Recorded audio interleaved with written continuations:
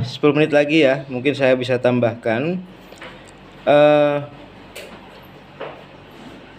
Kenapa bukan menjalankan agamanya masing-masing tadi kan?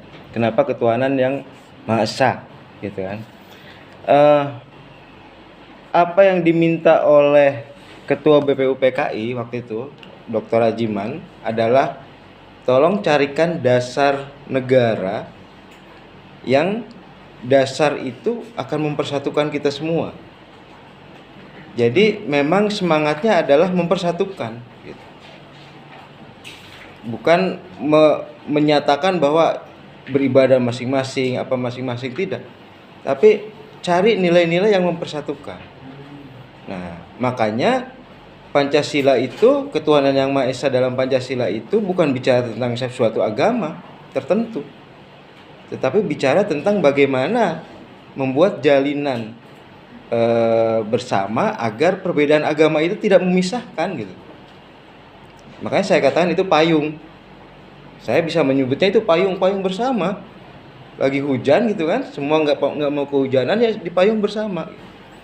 Nah itulah payung bersama itu, masing-masing punya kepercayaannya sendiri, keyakinannya sendiri, agamanya sendiri.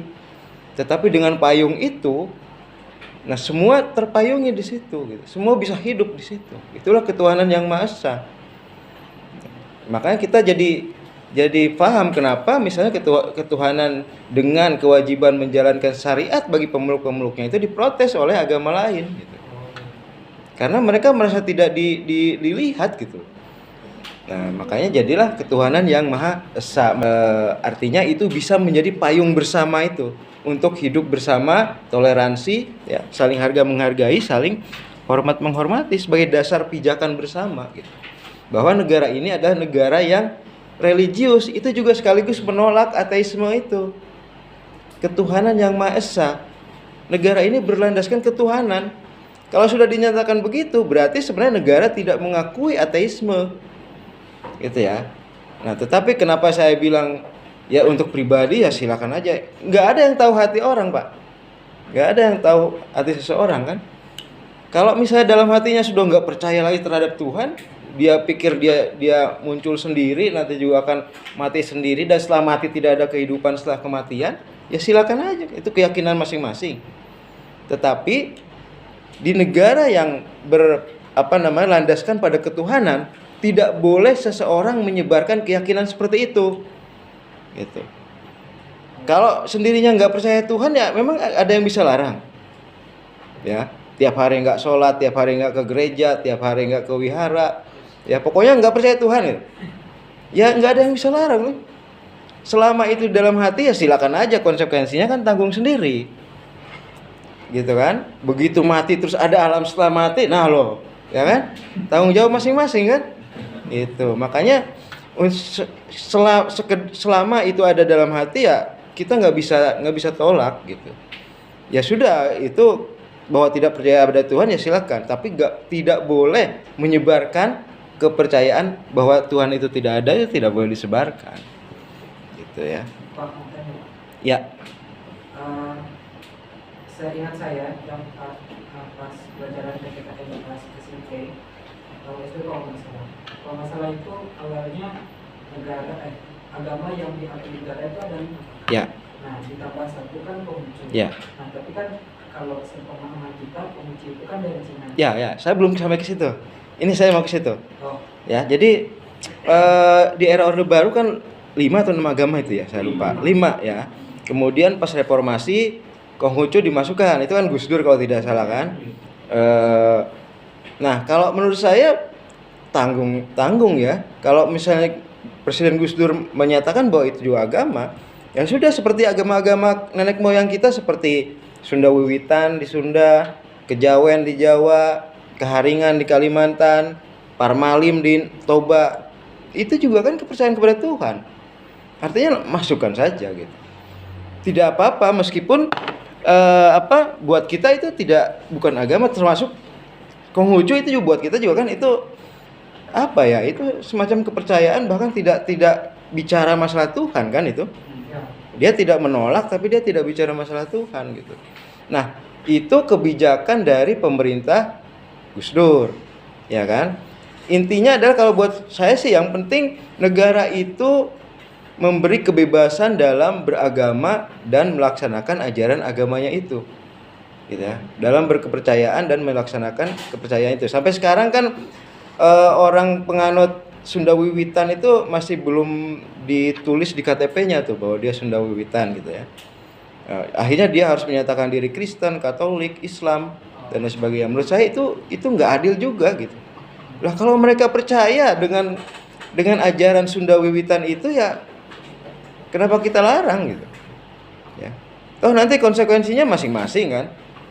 Yang penting ajaran agama itu tidak merusak, ya, tidak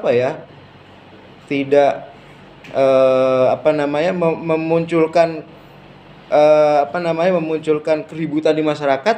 Beda misalnya dengan Lia Eden itu kan, yang mencampurkan kepercayaan kepada Yesus dengan Islam dengan apa, itu kan membuat orang resah itu. Nah itu memang harus dilarang dan akhirnya dia dipenjara kan. Nah kalau kepercayaan nenek moyang yang sudah bisa diterima, ya selama dia menyatakan itu ajaran keselamatan dia, ya silakan aja. Ya. Toh kita yang Islam, mereka yang Kristen, mereka yang Katolik juga bisa juga berdakwah kepada mereka. Gitu, dan di Cigugur memang sekarang Katoliknya banyak. Gitu ya.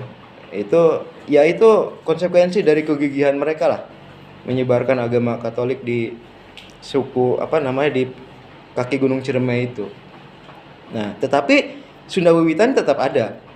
Sunda Wiwitan tetap ada dan setiap Agustus itu ada perayaan namanya Serentahun kalau tidak salah. Saya sempat lihat juga ke sana. Itu masih hidup, masih ada sampai sekarang gitu. Dan menurut saya tidak apa-apa gitu ya. Itulah wujud kebebasan beragama dan kebebasan memeluk kepercayaan sesuai dengan keyakinan masing-masing.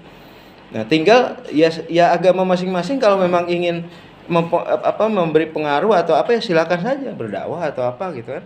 Tetapi selama itu dijadikan kepercayaan, ya kita tidak boleh larang. Ya. Kecuali kalau misalnya peribadatannya mengorbankan apa gitu ya manusia atau apa, nah itu jelas sesat. Yang seperti itu yang dilarang. Gitu. Tetapi kalau agama kemudian kepercayaan apalagi itu warisan nenek moyang kalau istilahnya diperangi ya diperangi dengan dakwah itu gitu, bukan kemudian dilarang gitu. Nah, itulah mungkin yang direformasi oleh Gus Dur misalnya. Kalau banyak di antara warga negara Indonesia yang percaya dengan Konghucu, ya harus dibolehkan, nggak boleh dilarang gitu. Ya itu jalan keselamatan masing-masing kan. Yang penting di ruang publik mereka bergerak atau mereka hidup dengan baik, tidak merugikan orang lain, tidak merugikan bangsa dan negara. Yang terpenting kan itu. Nah. Oke,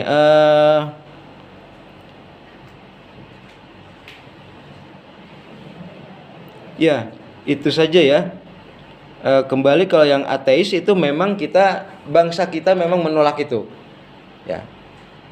Para founding fathers menempatkan sila pertama adalah ketuhanan yang Maha Esa, itu bukti bahwa mereka menolak ateisme.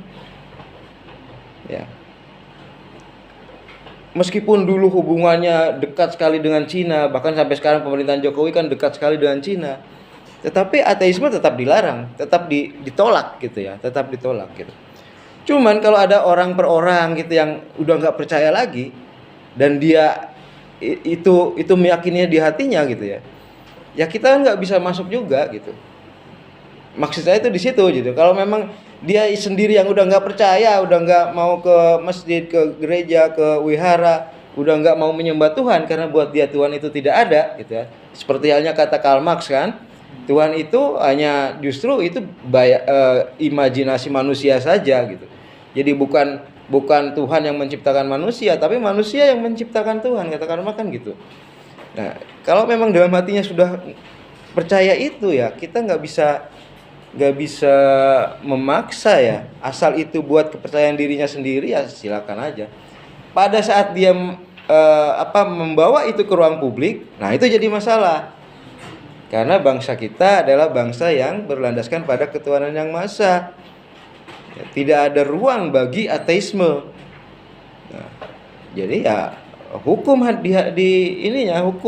konsekuensinya pasti ya akan menghadapi konsekuensi hukum. Setidaknya dia akan dinilai membawa keresahan publik dan itu ada hukumannya, gitu ya. Belum kalau misalnya dinilai membawa ajaran sesat atau apa gitu ya, ada juga hukumannya, gitu. Ya, prinsipnya negara ini negara yang berlandaskan pada ketuhanan. Tidak ada celah bagi perilaku tidak bertuhan di ruang publik.